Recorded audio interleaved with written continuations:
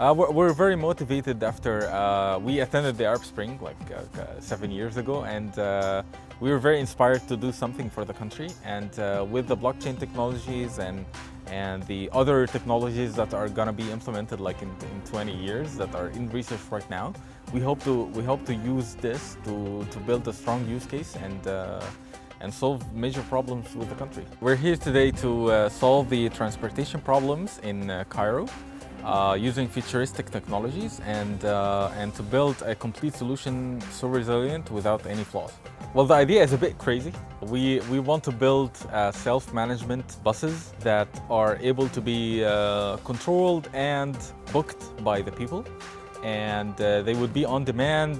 We think the whole bus-to-bus station concept, so that the bus stations are actually mobile, not fixed.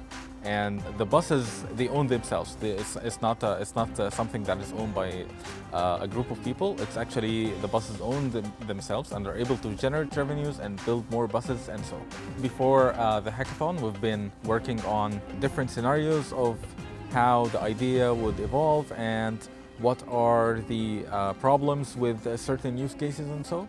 And we've been able to gather pretty much, I wouldn't say all, but a lot of the use cases we wanted to do, a lot of the solutions. And we're hoping to develop a good demo and presentation during the hackathon so that we're able to showcase our solution. We didn't come up with what are we going to do in the next 1,000 days yet, but we have a solid idea, and we think we're going to be able to present that on Sunday.